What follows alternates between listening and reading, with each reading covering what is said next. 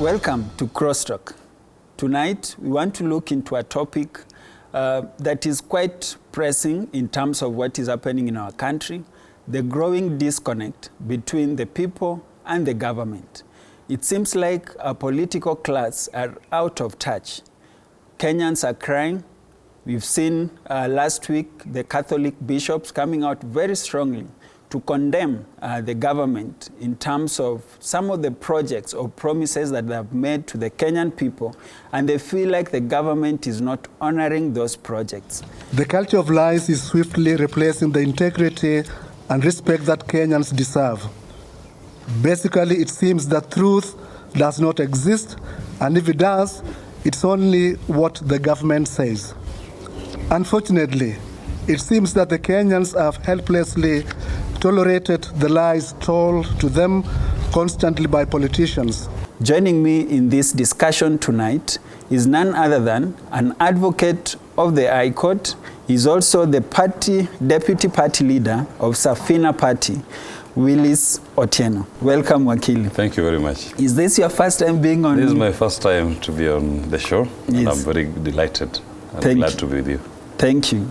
For most of us, of course, who watch you in other spaces, they quite remember you with the picky ponky statement you made in the courts, and we'll be speaking to that. Seems like the government is playing a picky ponky with its people. The people of Kenya. Yes. Which is quite unfortunate.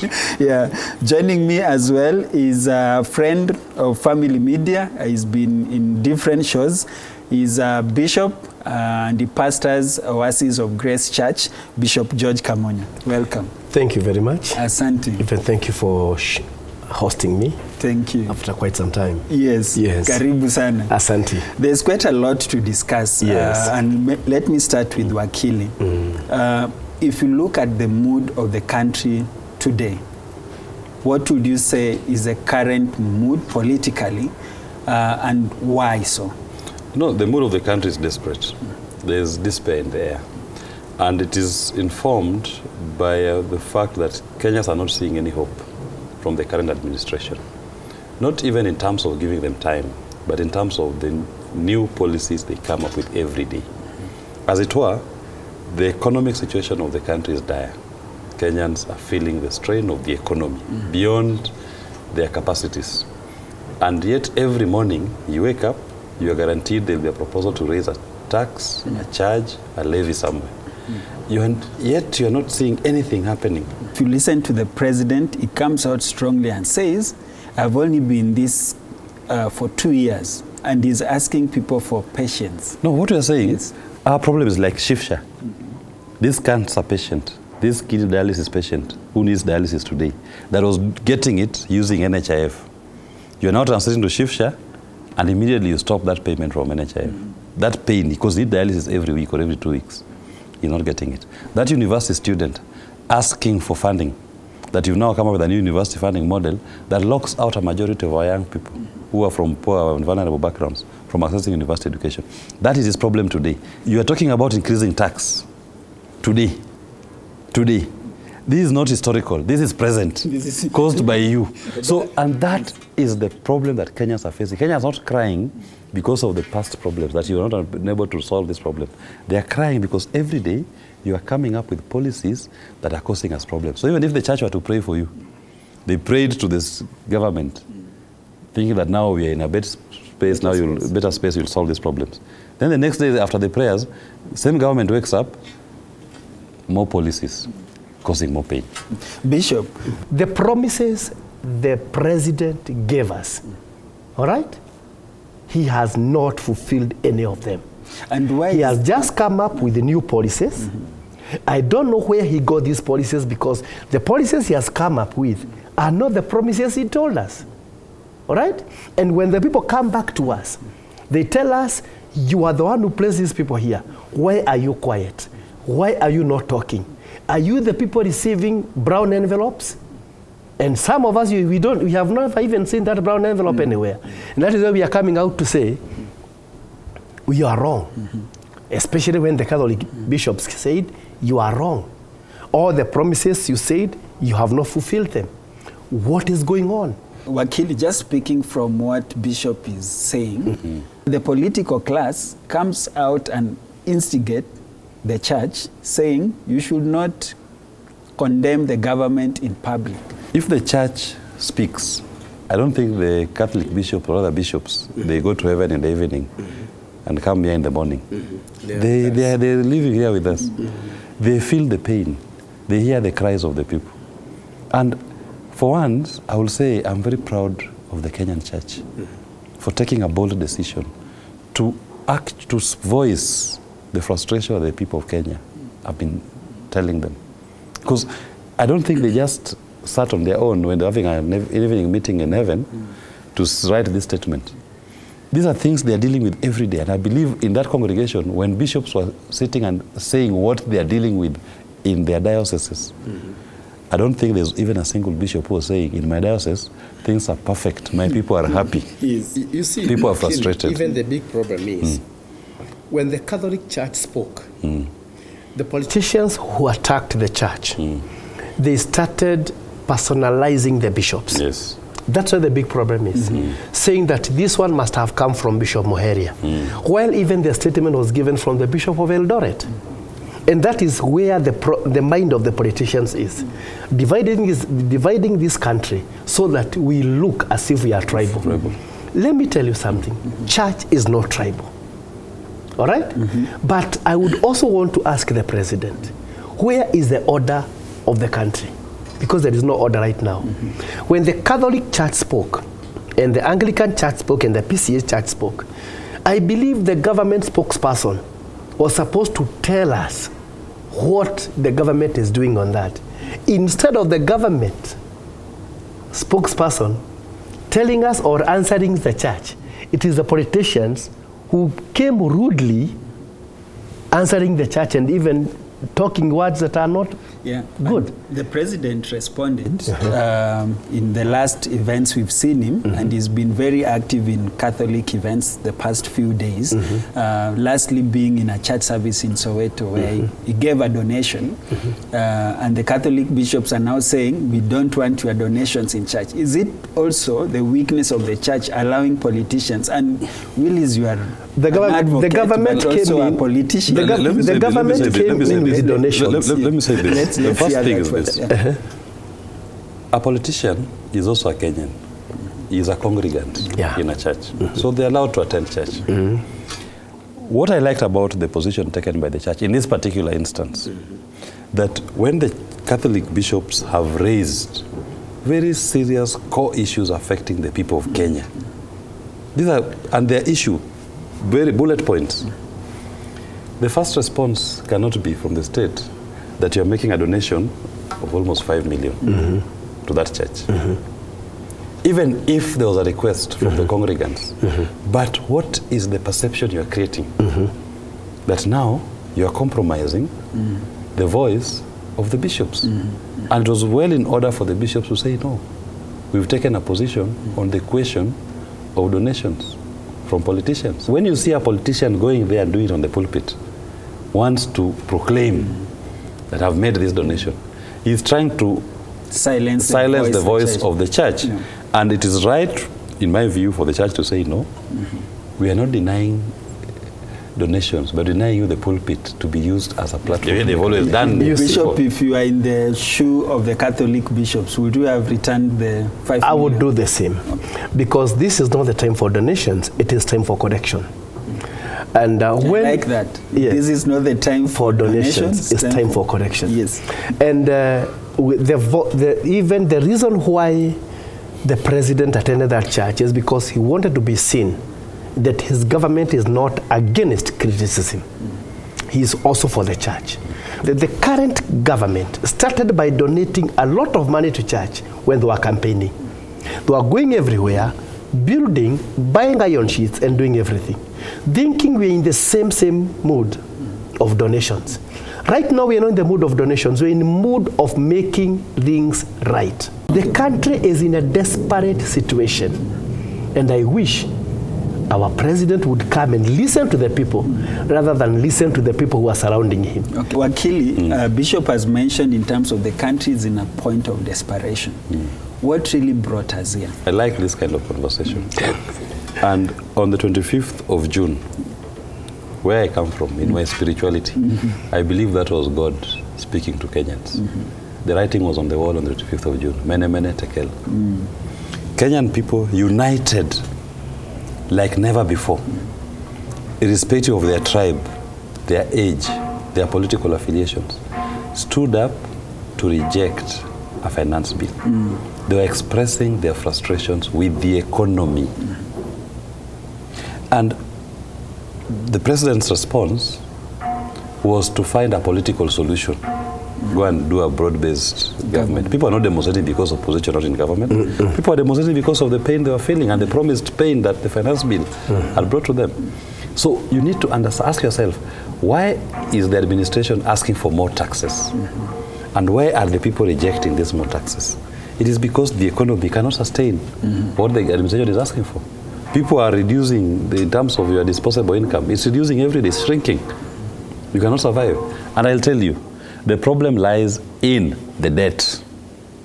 Out of every 100 Kenya shillings that Kenya government collects, 80% goes to repaying the debt. As a Safina, we've done our forensic audit. And we've discovered that part of the debts we are paying for are odious, they are illegal. They were taken without following the laws of Kenya, number one. Number two, there is no project that they financed. Because under our laws, you only take a loan to finance a project. Let me shock you. In the last 10 years, we've paid 5.4 trillion as debt finance. 5.4 trillion. In the same period, we are told, up to today, our debt we owe 11 trillion. Now, which is this debt that keeps growing when you are paying? But also when we go to our books, we look at our Appropriations Act, our parliament only approved debt worth 2.2 trillion. So we overborrowed beyond what parliament approved. So we should ask ourselves, why are we paying for this debt? Yeah, that's a good question because this week, the CS for Finance comes out and says we lose 2 billion daily to corruption. Just the way Uhuru had said. All that thought, we take a short break. When we come back, we pick it from there. But what's the way forward? Because we can also be talking about these issues, yet we don't have a clear pathway. People are asking for a new governing structure and system. How will that look like? We are taking a short break. You can be part of this conversation by sharing your feedback on our SMS line 20316. Our WhatsApp line is 0786 316 316, and we'll be right back after this short break.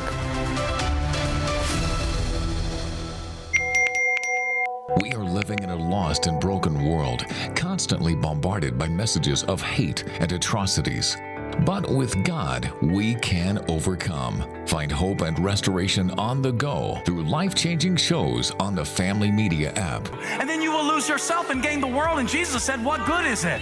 Get to stream Family TV and Family Radio 316 straight from your phone. Catch up on a show you missed or create video streaming playlists by saving and watching videos from our huge variety of shows at your own convenience. Download the Family Media app, available for all Android and iOS users on the Google Play Store and Apple Store respectively. Family Media, keeping Jesus on the airwaves.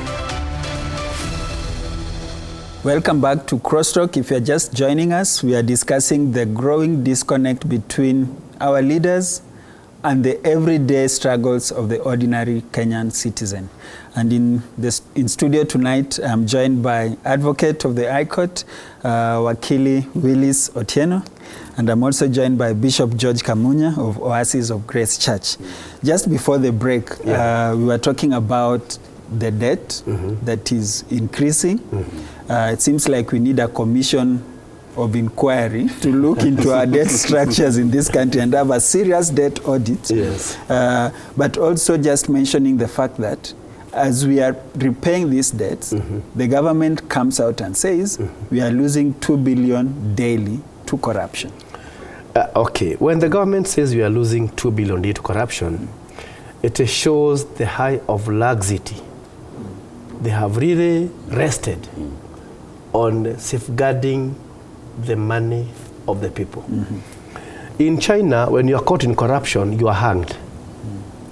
In South Korea, when you are caught in corruption, you are jailed forever. But I don't know what happens in Kenya. We elect you to a public office. Yeah. and what I would like to say is that political calling is actually similar to spiritual calling.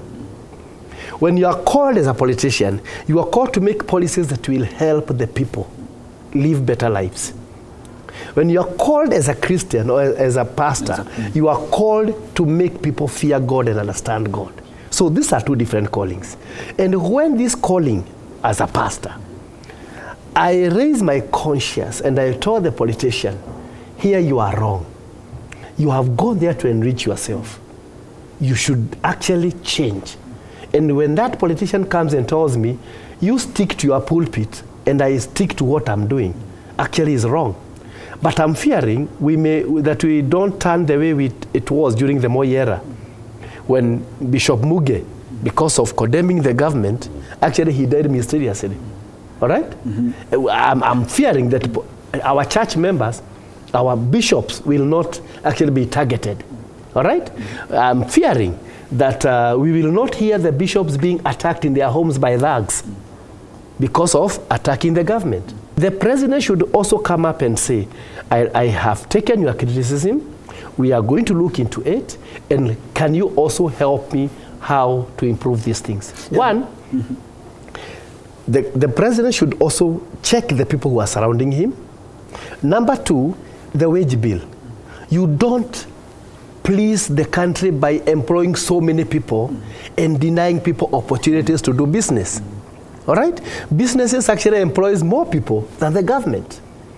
Just create an atmosphere of business. Bishop is mentioning that the president should start to look at what we call kitchen cabinet, the people that surrounds him. But who selects these people? Is it not the president? He's the one who has allowed them access. Yeah. And they seem to be singing his choir. You know what I say?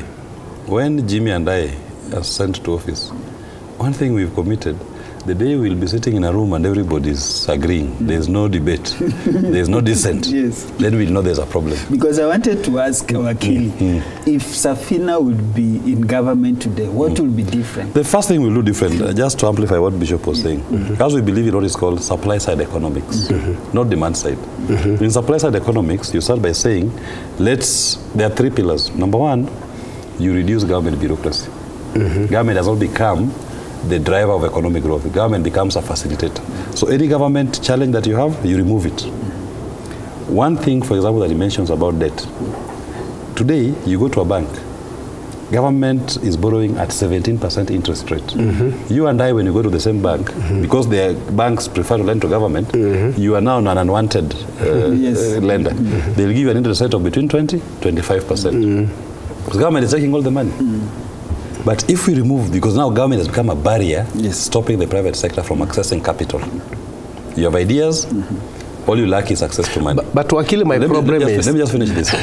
The moment you remove government from borrowing in the domestic market, these banks will be all over town hawking loans. And the interest rate will be low. They'll be competing amongst themselves. Who is offering the best? Who is offering the best? Then the private sector, the individual. Kenyans have great ideas. All they lack is money. They can traverse the whole world looking for innovations, even technology, to bring here and to produce more. You allow them access to capital, they'll be able to do all of this. Number two, when we talk about supply side, we are saying reduce taxes. And somebody will say, no, we need the money. No. By first removing the barrier, people are trading more. You're collecting more in tax. Then when you say reduce taxes, you're reducing the tax amount. VAT on fuel today is 16%.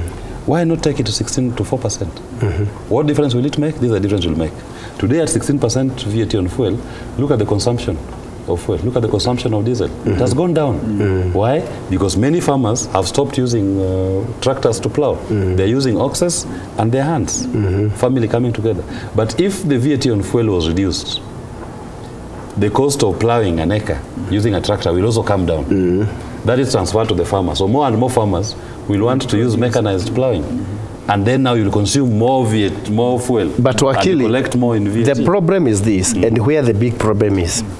When all you people you are vying for political seats, now let me come here as a pastor.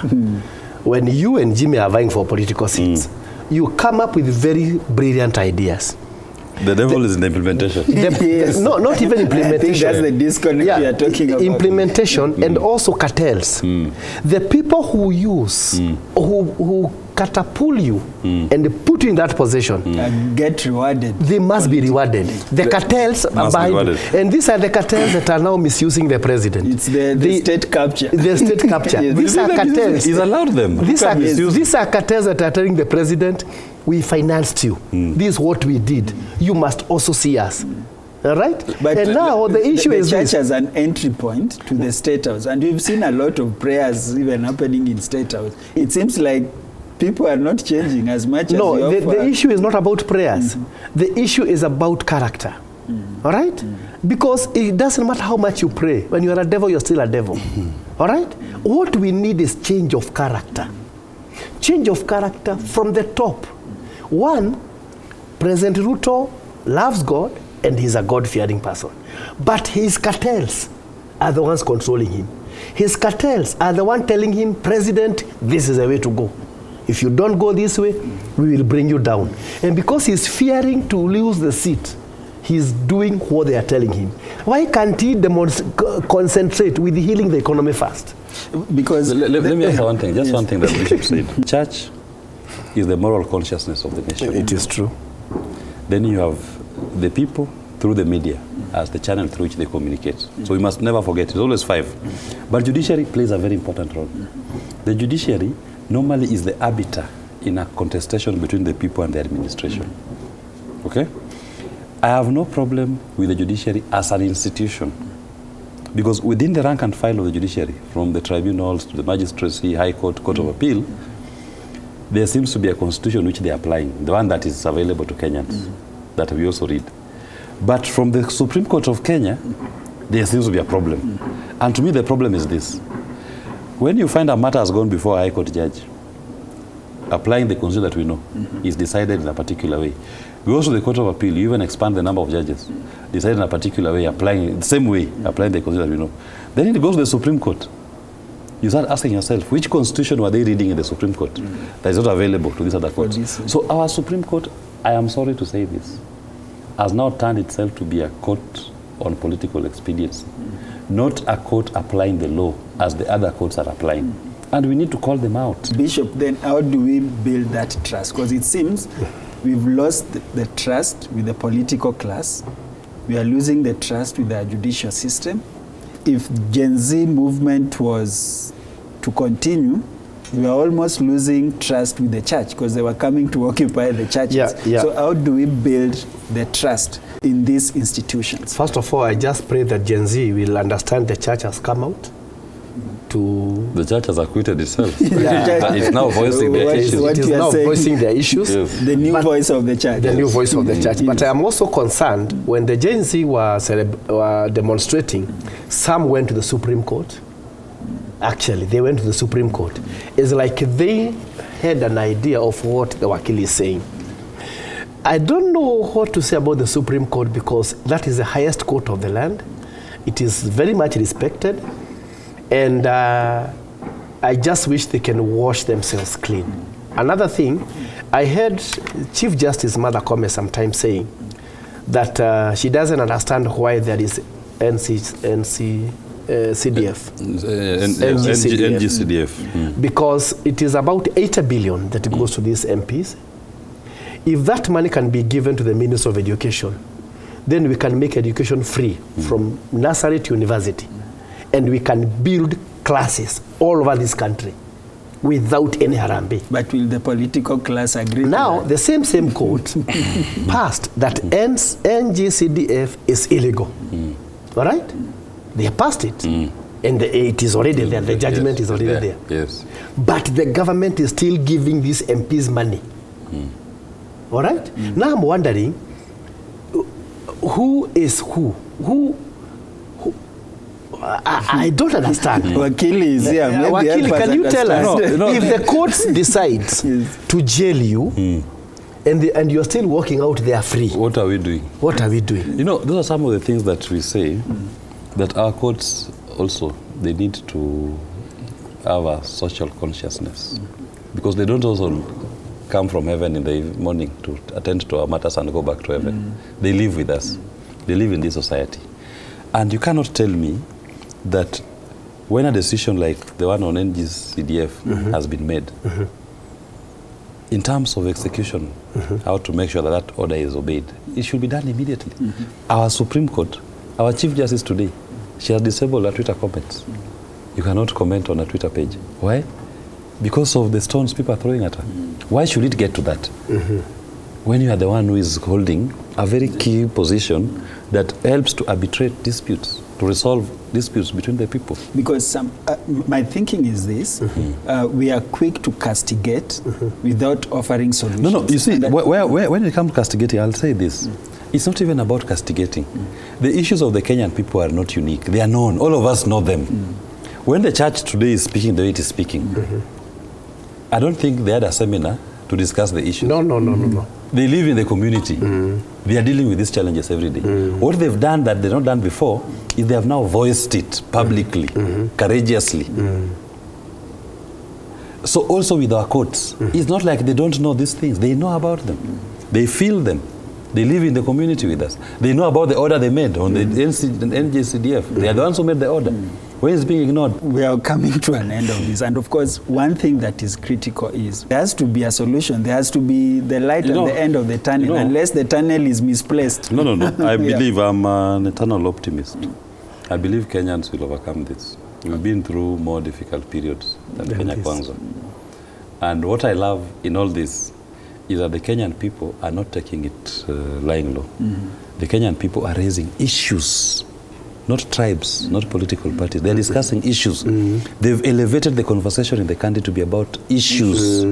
It's about us. So with that kind of optimism and an enlightened generation, a populace that is now more issue-focused, then there's a promise of a better Kenya. Because it simply means that what is being practiced today is the politics of before. Kenyans have crossed the Rubicon. Kenyans are now into a new Kenya that will be about an issue. So these ones will get out on their own. Because they are no longer living in the Kenya that we are living in today. The Kenya we are living in today is a Kenya about issues and the best welfare of the people. Each and every it's about the people's agenda. These ones, you'll actually see the people, they will all live. They will all live. And a new Kenya will emerge. Thank you. Thank you so much. Thank you. Of course, Bishop, the voice of the church is the voice of God, and it's the voice of the people. Yes. First of all, I would like to tell the Just government. one advice. Yes. I just want to tell the government that we are your conscious. And when we mention something is not right, kindly check whether your conscience is telling you the truth. Number two is that you, as a government, kindly try to talk to us. Don't try to talk with us. Powerful. I think you are foreseeing the future. It's like the government that was going to come as much as they are doing that with us right now, right? They are doing picky ponky with our lives. Unfortunately, you know, if you lose even one life, that is one life too many. It can never be recovered. We need a government that is not playing picky ponky. Picky ponky. You survive, you die. We want a government that responds to all Kenyans in one accord. Na mambo matatu iache. Mambo matatu no. It is all Kenyans. Yes. The country should make meaning to all of us. Yes. Thank you. Thank you so much, Bishop. Thank you, Akili, for your time. Thank you as well for watching Crosstalk tonight. I think for me, is as much as we've discussed all this, as believers, let's continue to pray for our country. Effective prayer for our nation, and for those that are in authority, that at least they will get the sense to work for the people that they serve and the people that have elected them in those positions of service. Until next week, have a good night.